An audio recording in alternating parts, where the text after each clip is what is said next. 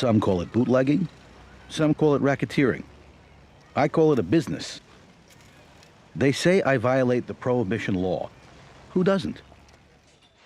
All I ever did was sell beer and whiskey to our best people. All I ever did was to supply a demand that was pretty popular. Why, the very guys that made my trade good are the ones that yell loudest at me. Some of the leading judges use the stuff. They talk about me not being on the legitimate. Nobody's on the legit. Al Capone. Capone becomes really famous for the first time in the summer of 1926. It's after the murder of Billy McSwiggan, a prosecutor. And this is a crime that really outrages everybody. I mean, it gets national publicity, and Capone is the first person blamed for it. He hides out for a while, and he comes back to town and says, I'll answer all the questions you've got. I didn't do it. Billy McSwiggan was a friend of mine. In fact, I was paying him. He was on my payroll, as if that explains everything. Al Capone, the big-time Chicago bootlegger and gangster, had not wanted the prosecutor killed. His triggermen were trying to hit the mobsters walking next to McSwiggan, who had gone to school with him. 2 of them had also died. Capone was never charged. The peace among the city's various ethnic neighborhood gangs Capone and his mentor Johnny Torrio had carefully negotiated back in 1921 had not lasted very long. The big profits to be made from hijacking each other's shipments of beer and liquor proved too tempting. So all the gangsters who had their own neighborhoods in Chicago started vying for the work in their territories. Well, the strong won out, and they ended up with the district. And the weak ended up in the cemetery. Dion O'Banion, the head of one gang, became worried that the Italians, including Capone and Torrio, were conspiring against the Irish and decided to double-cross them. When O'Banion learned that the police were planning to raid his biggest illegal brewery, he kept it to himself and told Torrio and Capone he wanted out of the business and was willing to sell it to them for $500,000. When Torrio arrived to take possession, the police descended and arrested him and a number of his men. O'Banion's head, Capone said, got away from his hat. A few months later, as O'Banion was working in his flower shop, 2 gunmen shot him dead. Capone denied any connection to that crime, too, and sent a huge bouquet to the funeral. But O'Banion's henchmen, Jaime Weiss and George Bugs Moran, swore vengeance. The Chicago beer wars had begun.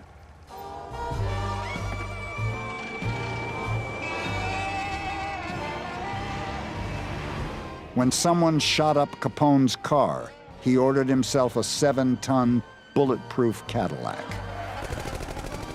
Weiss and Moran then shot Johnny Torrio as he returned from shopping with his wife. Torrio was hit 5 times. He somehow survived, but soon thereafter decided he'd had enough and went home to New York. Al Capone inherited all of Torrio's Chicago operations and moved to consolidate his hold on the beer business. As Capone starts to seek more power, there's a great shakeup in the hierarchy. This sets off a huge gang war, and the public begins to see shootouts on Michigan Avenue, and suddenly it's like Dodge City here. Newspapers every day screaming with headlines. Bullets flying, cars driving by, and light of the machine gun flashing from the window. And suddenly he's in the spotlight. He seems to like the spotlight. I don't want trouble. I don't want bloodshed, but I'm going to protect myself. When somebody strikes at me, I'm going to strike back. I'm the boss. In September of 1926, Jaime Weiss led a deadly convoy of 11 sedans through the suburb of Cicero, firing more than 1,000 rounds into Capone's headquarters there and hitting several innocent passers-by. Capone was unhurt. No one was arrested. 3 weeks later, in broad daylight, in front of Holy Name Cathedral in downtown Chicago, Capone's men machine-gunned Weiss to death and wounded 3 of his lieutenants. Again, no one dared make an arrest. 76 mobsters would be shot or stabbed or bludgeoned to death in Chicago by the end of 1926. 54 more would die in 1927. "I don't want to encourage the business," the chief of police told a reporter. "But if somebody has to be killed, it's a good thing the gangsters are murdering themselves. It saves trouble for the police."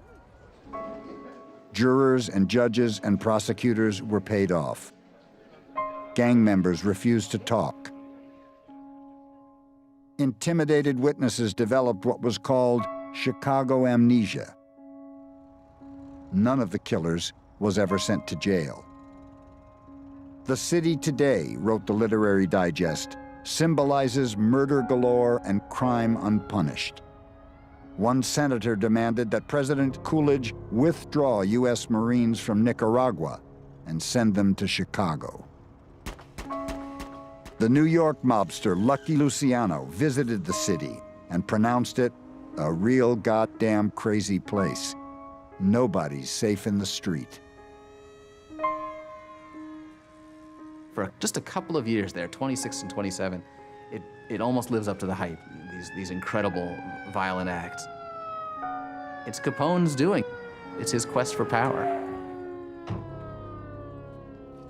With most of his enemies dead or driven out of town, Capone decided it was time to call for a truce in the beer wars. We're making a shooting gallery out of a great business, and nobody's profiting by it. It's hard and dangerous work. And when a fellow works hard at any line of business, he wants to go home and forget it. He doesn't want to be afraid to sit near a window or open a door. There's plenty of beer business for everybody. Why kill each other over it? Everything seemed to be going Capone's way.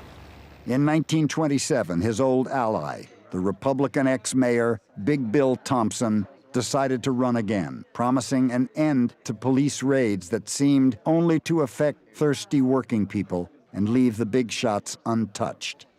"When I'm elected, we will not only reopen places these people have closed," Thompson promised, "but we'll open 10,000 new ones. No copper will invade your home and fan your mattress for a hip flask." Capone gave Thompson an estimated $250,000 to run his campaign. The Republican won by a landslide. Capone hung a portrait of Thompson between images of George Washington and Abraham Lincoln on his office wall. He could now afford to be magnanimous about law enforcement. "I got nothing against the honest cop on the beat," he explained. "You just have them transferred someplace where they can't do you any harm." There's no real reason why he should become the most famous gangster in American history. He's not that different from dozens, maybe hundreds of others who are doing the same kind of criminal activity. I think the key difference is that he liked attention. He was the first media hound, the first publicity addict among the great gangsters, and he invited the newspaper reporters for interviews. Most gangsters did their best to stay out of sight. Al Capone held press conferences at which he presented himself as what he called a public benefactor who offered Chicago citizens the light pleasures they wanted. "When I sell liquor, it's bootlegging," he said. "When my patrons serve it on a silver tray on Lakeshore Drive, it's hospitality." He got to be very popular because he was one of the few gangsters that spent money. The rest of them threw $half around like they were sewer covers. Capone gave everybody money, including the newspaper reporters. Capone's idea was that everybody reads the newspapers, and most people are stupid enough to believe what's written in the newspapers. There was a great media war underway at the time. Hearst was expanding to Chicago and other cities, and he was doing it by making his paper splashier than the others. And the newspaper writers who discovered these gangsters were rewarded. They became stars of their newspapers because these were great stories that people couldn't get enough of. he felt like by elevating himself in this way, by making himself famous in the way that Babe Ruth was more than a baseball player, but he was a celebrity. In making himself famous in that way, he would somehow rise above the muck and make himself into a public figure, and might be accepted that way, that he might have a better chance of operating in the long run as this prohibition businessman. Capone became one of the best-known Americans on earth. He signed autographs at Cubs and White Sox games, played Santa Claus at a nearby parochial school, and gave away $100,000 worth of baubles every Christmas. School children ran after his limousine as it slid through the streets. 18 bodyguards surrounded him when he turned up at the fights, or the opera, or the racetrack. Tour buses rolled past the Metropole Hotel, his new Chicago headquarters, where he had rented 2 floors and 50 rooms from which to run a growing empire of prostitution and gambling, racketeering, and his biggest source of money, booze. Newspaper readers couldn't get enough of Al Capone. I think in the middle of Capone's reign, it's a very complicated relationship that the public has. It's not that he's a bad guy, that he's a super villain. They see him as a human being who happens to be in this illegal racket, but it's also a racket that nobody really supports prohibition, so they can't really hate Capone too much. And for the most part, there's never a clear murder that you can pin on him. So people at least have this feeling that maybe he's above it all somehow. And of course, he's got a piece of everything at this point. Not a lot of businesses in Chicago are not in some way connected to Capone. You know, every delivery driver, every dry cleaning business is connected to Capone. He's everywhere now. His tentacles are reaching everywhere. As Capone diversified, he nonetheless cautioned everyone against investing in the booming stock market. It's a racket, he said. My dad ran 2 very large hotels in Chicago. Principal one was the Stevens Hotel. They were successful in persuading the Canners Convention to come to Chicago. He and the manager of another hotel in Chicago thought it was very important that there not be an awful lot of crime in the city at the time of the convention. So they had the bright idea of going to see Al Capone. And they told him how important it would be for Chicago not to have crime while the Canners were in town. And Capone said he understood the purpose of it, and it's a certainly reasonable request, and he'd do what he could do to help out.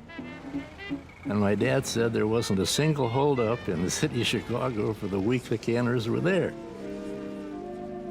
Now, I don't know if that's true or not, but he told me that story on more than one occasion.